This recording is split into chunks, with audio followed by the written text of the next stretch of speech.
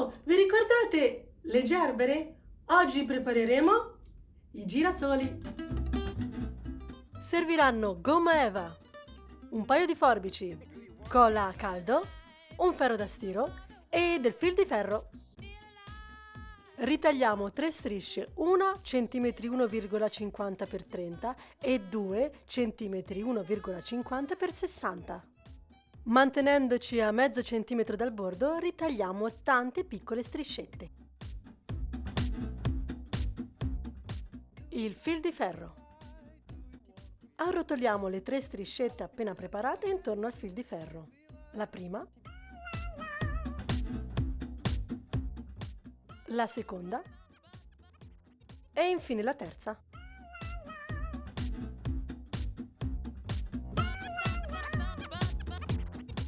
Ritagliamo un tondo diametro 13 cm e 2 rotondi diametro 15 cm. Pieghiamo a metà, facciamo una riga di 4,5 cm e tagliamo. Stessa cosa dall'altra parte. E poi taglio a metà, taglio a metà, taglio a metà e ancora a metà e a metà. Partendo da metà striscia vado ad arrotondare gli angoli. Giro e partendo da questa punta vado ad arrotondare anche l'altro angolo.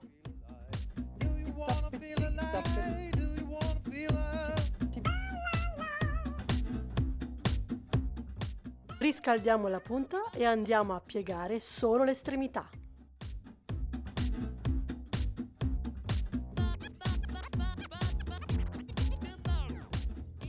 Il primo è fatto, stessa cosa anche per gli altri due.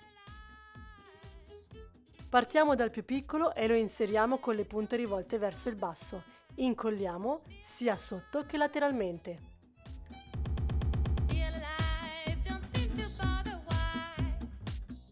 Via il secondo. E infine il terzo. Aggiungiamo un po' di colla tra i petali.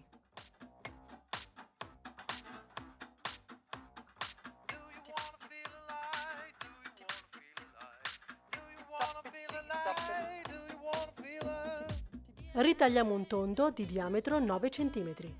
Facciamo un taglio di 2 cm anche dall'altra parte e poi qui a metà e qui a metà. Sempre a metà della striscia vado ad arrotondare il lato. Prima uno e poi l'altro. E incollo.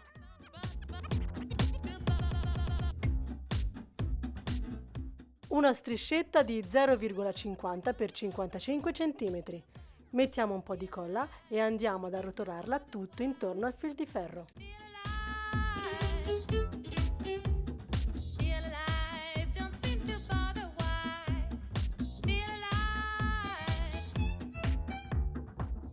Per le foglie disegno una specie di cuore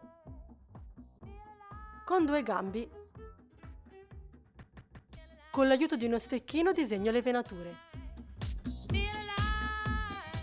Piego e riscaldo solo al centro.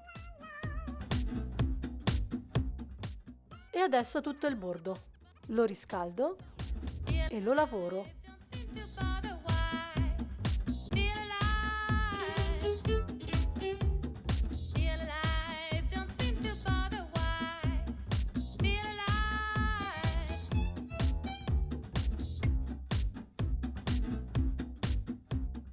Un po' di colla e attacchiamo il tutto.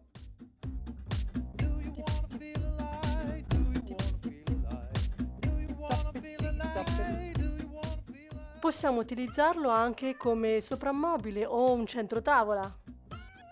Per renderlo ancora più veritiero, con una matita a cera diamogli un po' di colore.